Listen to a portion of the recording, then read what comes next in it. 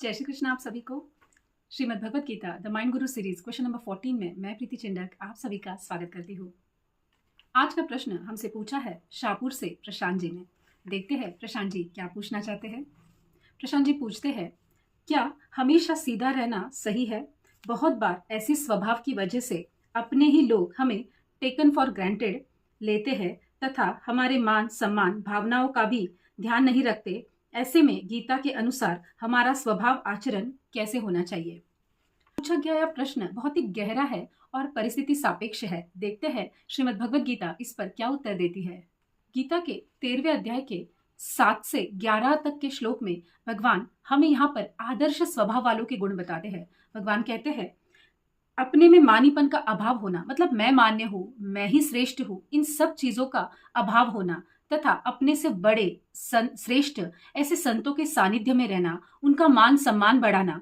इससे दूसरों को मान देने से हमारे अंदर का मानीपन, मतलब हमें कोई श्रेष्ठ समझे, मैं दूसरों से अलग हूँ, मैं दूसरों से बड़ा हूँ, यह भाव कम होने लगता है, अहम कम होने लगता है। मैं आदरणीय हूँ, मुझे यह पूछे और मुझे मेरी बढ़ाई करे, यह सारी चीजें दूसरों को हम जितना ज्यादा मान सम्मान देते हैं, जितनी ज्यादा हम दूसरों की कदर करते हैं, अपने से ज्यादा दूसरों को श्रेष्ठ समझते हैं, वैसे वैसे अपनेपन का अहम, अपने अंदर का अहम कम होने लगता है। अपने अंदर के गुणों का ज्ञान होना, यहाँ तक तो भगवान कहते हैं ठीक है, लेकिन वह ज्ञान दूसरों वो अच्छाई का अभिमान होना, वो दूसरों को दिखाना, दूसरे हमारी बढ़ाई करे, इसके लिए जो हम दिखावटीपन करते हैं, जो मतलब हम ना होते हुए भी हम ये चीज दूसरों को दिखाने के लिए करते हैं, तब भगवान उसे दंभ कहते हैं। भगवान कहते हैं अच्छे होना बहुत अच्छी बात है, लेकिन इस अच्छे में एक छोटा सा अहंकार छुपा हुआ रहता है जो हमारे अंदर नहीं होना चाहिए। भगवान यहाँ सूक्ष्म रूप से, मतलब बहुत ही बारीकाईता से हमें कहते हैं कि अपने ऊपर ध्यान दे,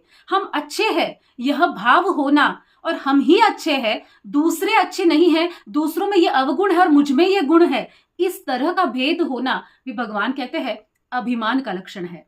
इसीलिए भगवान श्रीमद् भगवत गीता में अगर हम देखते हैं कि अर्जुन जब युद्ध करने से के लिए मना कर देते हैं और वह वहां पर कहते हैं कि मैं ऐसे राज्य को नहीं पाना चाहता, मतलब मैं इन सबका सम्मान करना चाहता हूँ, इनके साथ युद्ध कर कर मैं अपने आप को, मतलब अर्जुन को कहीं ना कहीं यह भाव था कि मैं निस्वार्थ हूं, मतलब मुझे यहाँ पर कुछ नहीं चाहिए और मैं अच्छा हूं। तो भगवान ने कहा कि अर्जुन को दुर्योधन में दोष दिखाई दे रहा था क्योंकि वो स्वार्थवश राज को पाना चाहता था, लेकिन अगर उसमें यह दोष था तो अर्जुन के मन में भी मोह था, उसकी तरफ अर्जुन का ध्यान नहीं था। तो इसीलिए भगवान कहते हैं अपनी अच्छाई का हमें ज्ञान होना ठीक है, लेकिन मैं ही अच्छा हूं, सामने वाले का दोष है और मेरे में यह गुण है, यह भेदभाव करने का जो हमारा स्वभाव है, यह अहंकार का लक्षण है। अभाव होना, शांति होना, दूसरों को माफ कर देना, अपने में सामर्थ्य होते हुए भी सामने वाले को दंड न देना, दूसरों का दोष हो फिर भी उसे दंड मिले, यह भाव मन में न होना,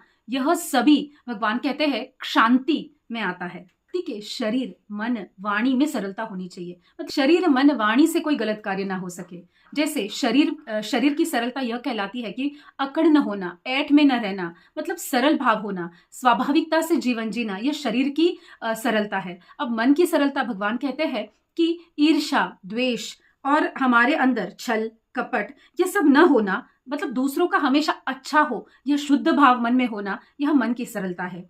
अब वाणी की सरलता, दूसरों की निंदा बुराई या हम लोग किसी की चुगली या किसी को चुभने वाला या किसी को अपमानजनक ऐसी कोई भी शब्द हम न बोले कि जिससे सामने वाले का दिल दुखे, यह वाणी की सरलता है। तो भगवान कहते हैं शरीर मन और वाणी इन्हें संयमित रखना चाहिए, इन्हें ऐसी प्रैक्टिस देनी चाहिए कि यह सरल रहे, मतलब इनके द्वारा हमें कोई गलत कर्म नहीं कर रहे हैं। भगवान यहाँ पर सरल आदमी के जो सब कुछ सारे गुण बता रहे हैं वह हम यहाँ पर स्पष्ट कर रहे हैं। संतों की सेवा करना, उनके ज्ञान उपदेश पर चलना, अच्छे महान श्रेष्ठ ग्रंथों का पठन पाठन करना तथा अपना संबंध केवल परमात्मा से है, किसी और से संबंध रहने की जो इच्छा है वो न करना, मतलब इसमें से दूसरों से आने वाली अपेक्षाओं का भाव भी मिट जाता है, क्योंकि अपेक्षाओं के साथ आता है अपेक्षा भंग का दुख। इसलिए भगवान कहते हैं कि परमात्मा से मन लगाओ, परमात्मा से मन लगाने से दूसरे संबंध हमारे छूट जाते हैं, दूसरे संबंध में हम नहीं फंसते हैं।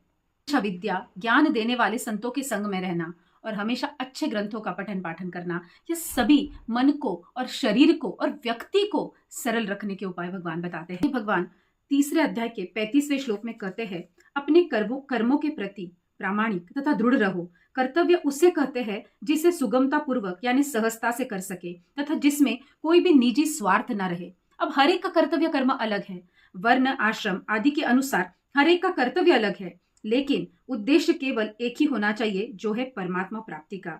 जैसे ये काम करने से अपने मन को शांति एवं समाधान मिले, वह प्रभु को अच्छा लगेगा ना, यह ध्यान व भाव हमें हमेशा अपने मन में रखना है। कोई भी कार्य अच्छा या बुरा समझने का बहुत सिंपल तरीका यहाँ पर स्पष्ट करते हैं कि जैसे कोई कार्य करने से हमारे मन में शांति रहे, जैसे कोई अच्छा कार्य करे तो अपने मन में समाधान शांति रहती है, वह अपनी अनुभूति है। अगर हम कोई गलत काम करें या किसी के साथ गलत करें तो भले हमारे चेहरे पे वो मुस्कान हो, लेकिन मन में शांति का अभाव होता है। हमें मन में कभी शांति नहीं लगती, क्योंकि दूसरों का गलत करने पर हमारे मन को कभी भी कोई खुशी या आनंद नहीं मिलता। ये भगवान कहते हैं कि बहुत सिंपल तरीका है कि हमें यह काम करने से मन को शांति मिलती है। अगर मन को शांति मिलती है तो जाहिर सी बात है कि हम परमात्मा के प्रति आकर्षित हो रहे हैं। मतलब हम हमेशा यही सोच रहे हैं कि क्या यह काम करने से उन्हें अच्छा लगेगा। अब यह भाव हमें अगर पहचानना है तो मन की शांति पहचाननी है। मन की शांति है तो यह काम परमात्मा को अच्छा लगा है, उनको बहुत ही पसंद आया है और उन्हीं के लिए यह कार्य हुआ है। मतलब जाहिर सी बात है, कार्य अच्छा है। हम परमात्मा के अंश है, यह शरीर उन्हीं का दिया हुआ है, उन्हीं के अनुसार रहना है। हमें परमात्मा मिले यह भाव हर कार्य सिद्धि में होना चाहिए।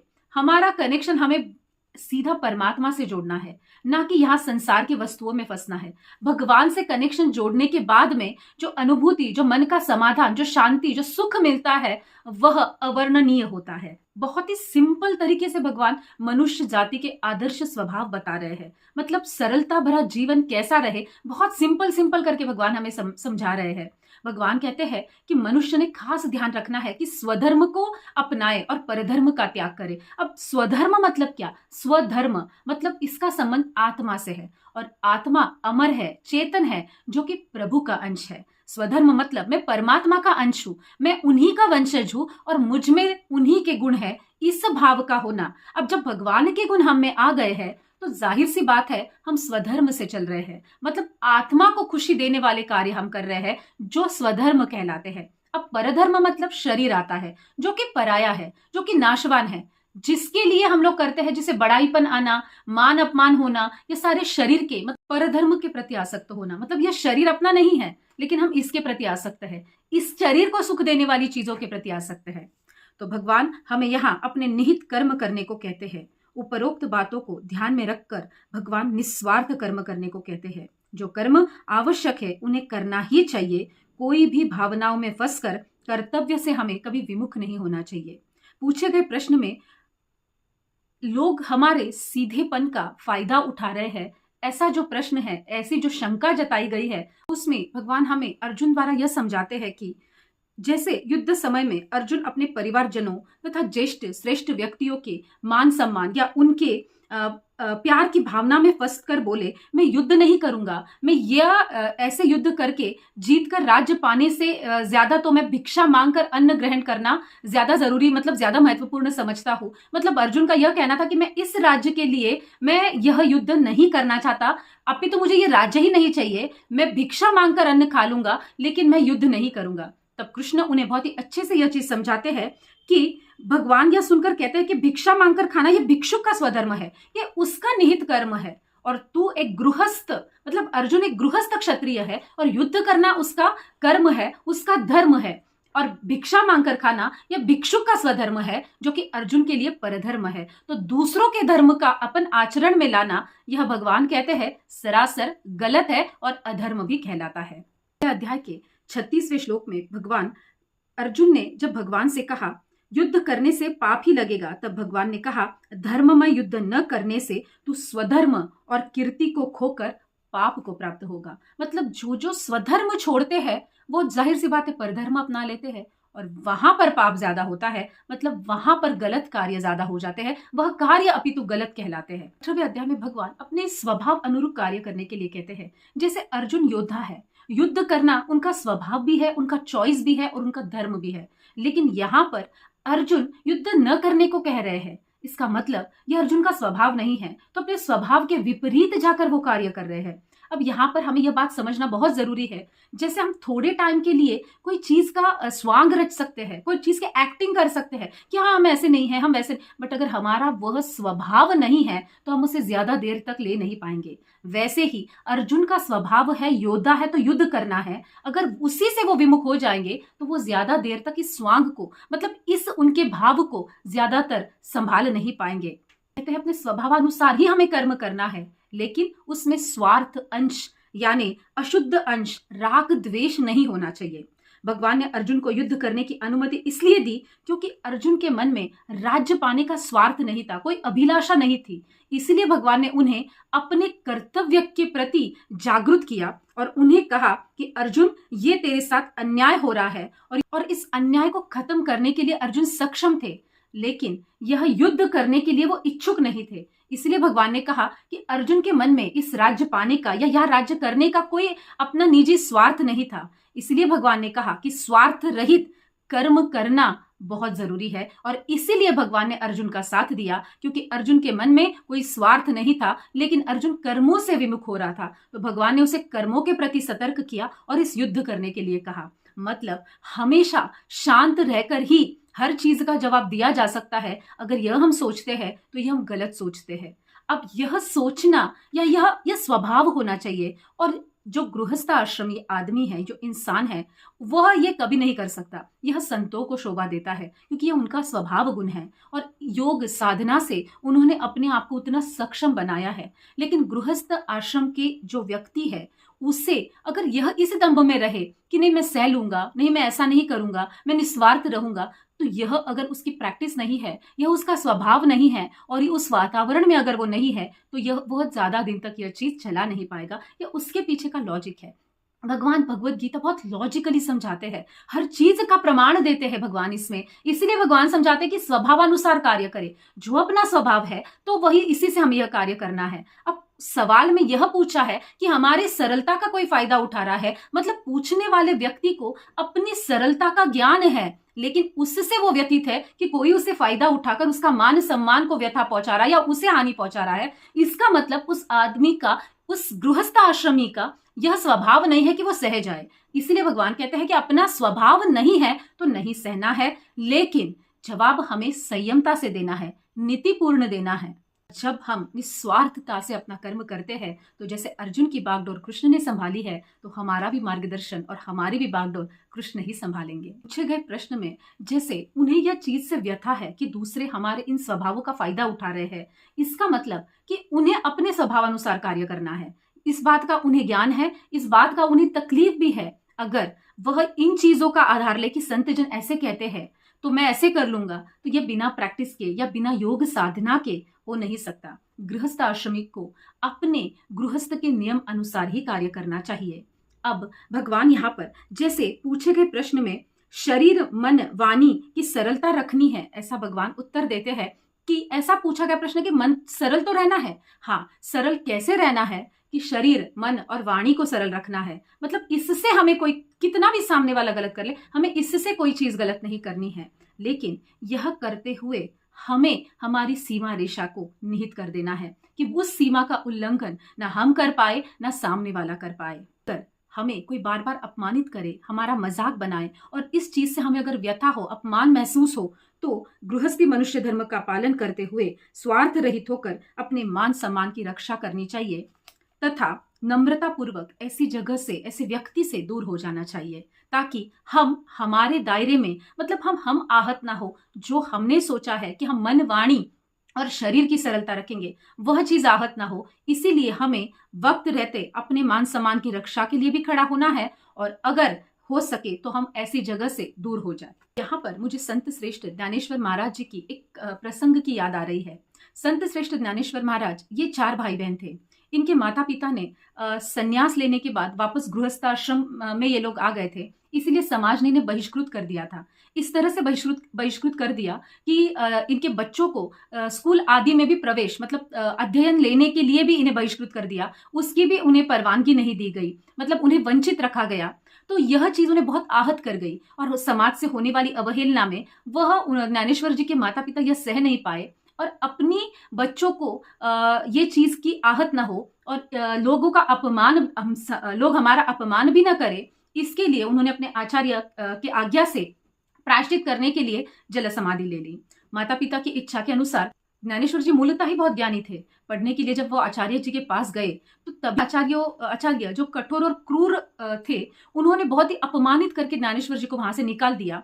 जब ज्ञानेश्वर जी ने कहा कि महाराज, आप इस तरह का आचरण मेरे से क्यों कर रहे हैं? एक मनुष्य होकर आप मनुष्य के साथ मनुष्य को इतना नीचे क्यों समझते हैं? हर प्राणी में परमात्मा वास करते हैं। ऐसा जैसे ही ज्ञानेश्वर जी ने कहा, उस समय एक किसान अपने भैंसे को लेकर खेत में जा रहा था और उस भैंसे का नाम उसने ज्ञानू करके रखा था। अहंकारवश आचार्य जी ने कहा, क्या इस भैंसे में और तुझ में कोई फर्क नहीं है? तो कह रहा है कि मनुष्य प्राणी सभी सेम है, तो तुझ में और इस भैंसे में कोई फर्क नहीं है? ज्ञानेश्वर जी ने बड़ी दृढ़ता पूर्वक कहा कि बिल्कुल नहीं है, यह भी पंचतत्व से बना हुआ है और मैं भी पंचतत्व से बना हुआ हूं, तो हम दोनों परमात्मा की बनाई हुई आकृति है, तो हम दोनों में कोई फर्क नहीं है। हमें बनाते वक्त परमात्मा ने कोई फर्क नहीं किया, तो हम इसमें भेदभाव करने वाले होते कौन है? जो मेरे अंदर है वही इस भैंसे के अंदर भी है। ज्ञानेश्वर जी का यह उत्तर सुनकर आचार्य जी, ऑलरेडी वो तो बहुत क्रूर ही थे, तो उन्होंने बहुत अभिमान से बोला, तो फिर ठीक है, इतना तुझे अगर ज्ञान है तो इस भैंसे के मुख से वेदों का पठन कराए। ज्ञानेश्वर जी जरा भी डरे नहीं। 12-13 वर्ष की उम्र रही होगी उनकी। उन्होंने अपने बड़े भ्राता निवृत्तिनाथ से आज्ञा ली और भैंसे के सर पर हाथ रख दिया और कहते हैं कि इतना आश्चर्य कि भैंसा मनुष्यवाणी में वेद पढ़ने लगा। इस प्रसंग से हमें यह शिक्षा मिलती है कि जब कोई अपमान करे तो उस अपमान से डरकर या व्यथित होकर अपने आप को रोक लेना गलत है, लेकिन उस अपमान को हम बहुत ही संयमता से, सत विवेक बुद्धि से जवाब दे और अपने आप को उस अपमान से भी ऊंचा उठाए, ताकि सामने वाला वैसा अपमान हमारा कर न सके। मतलब हमें खुद को इतना ऊंचा उठाना है, खुद को इतना बड़ा बनाना है कि वह अपमान करने की परिस्थिति में ही ना रहे। मतलब वो सोचे कि यह अपमान हमारा खो ही ना सके, इस तरह से हमें ऊंचा उठना है। तो अपमान का बदला हमेशा झगड़ा कर या गलत बोलकर ही नहीं, अपितु अपमान का जवाब तो हमें देना ही है, लेकिन सत विवेक बुद्धि से, संयमता से और हर चीज से जो कि हम कर सकते हैं और बहुत अच्छे से कर सकते हैं, तो इस तरह से हमें सामने वाले को जवाब देना है। इससे हमारे मन, वाणी और शरीर की सरलता की भी रक्षा हो जाएगी। मतलब किसी और के बोलने से हम अपनी पर्सनालिटी, मतलब हम अपने व्यक्तित्व को क्यों मलिन करें? हम अपने आप को कायम रखते हुए भी अपनी सरलता कायम रख सकते हैं और सामने वाला अपना अपमान करे या ना करे, इस पर भी हम लोग रोक लगा सकते हैं। किए गए अपमान का जवाब हमेशा धर्म और शांति से देना है। जवाब देना है, सहना नहीं है, लेकिन जरूरी हो तो बोलना भी है, और अगर जरूरी ना हो तो हमें ऐसी जगह से दूर हट जाना है। दूसरे अध्याय के 48वें श्लोक में भगवान कहते हैं, अपने निहित कर्मों को समता की दृष्टि से देखना है। अब जैसे कोई व्यापारी है, व्यापार करना उसका कर्म है, और गृहस्थ में व्यापार है तो मुनाफा सही और उचित तरीके से मुनाफा कमाना यह भी व्यापार का धर्म है। लेकिन इसमें भगवान कहते हैं कि किसी ग्राहक को ना फंसाए, मतलब न्यायपूर्वक व्यापार करे, लोभ और स्वार्थवश किसी का छल न करे। मतलब अपने दायरे में रह के अपने कर्म करने हैं, अपनी सरलता और अपने आप को संयमित रखते हुए, अपने आप को परमात्मा का अंश समझते हुए अपने कर्म करने हैं। गृहस्थ आश्रमी है, लेकिन यहाँ पर भी हम लोग योग का जीवन जी सकते हैं। भगवान कहते हैं, गृहस्थ आश्रम जीते जीते भी हम लोग परमात्मा प्राप्ति कर सकते हैं। कहते हैं, अपने स्वभाव अनुसार कर्म करें, मान सम्मान सभी का करें, लेकिन दूसरों को, आपको किसी के अपमान करने का खिलौना ना समझे। मतलब दूसरों के हाथ का आप खिलौना ना बन जाए। मतलब मैं सरल हूं, मैं अच्छा हूं, इस भाव में रहकर हम दूसरों का अगर सहते चले जाएंगे, और अगर हमारा यह स्वभाव नहीं है सहने का, तो हम यह आगे बहुत दिन तक चला नहीं पाएंगे। इसलिए भगवान कहते हैं, अपने स्वभाव अनुसार कार्य करे और अपना स्वभाव योग विद्या से ऐसा बनाए कि जो परमात्मा को प्रिय है, जो अपने मन को शांति दे,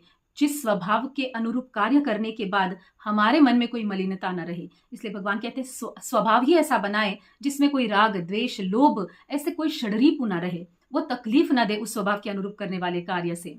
इसलिए भगवान कहते हैं, किसी के हाथ का खिलौना ना बने, अपनी मर्यादाएं अपने हाथ में रखे, अपना मान सम्मान अपने हाथ में रखे।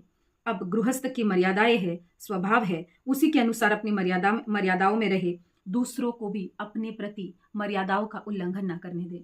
गृहस्थाश्रम में है तो उसी के सारे नियम का पालन करते हुए अपन अपने मन की सरलता को बनाए रखे, षड्रिपु का अपने स्वभाव के ऊपर कोई असर न होने दे और हमेशा इस बात का ध्यान रखे कि हम परमात्मा के अंश हैं, हम उनके वंशज हैं, तो हमारे अंदर उनके गुण हैं, तो अपने आप हमें अच्छा कार्य करने का मन करेगा और हम परमात्मा के गुणों से परिपूर्ण है, ये अनुभव होने लगेगा।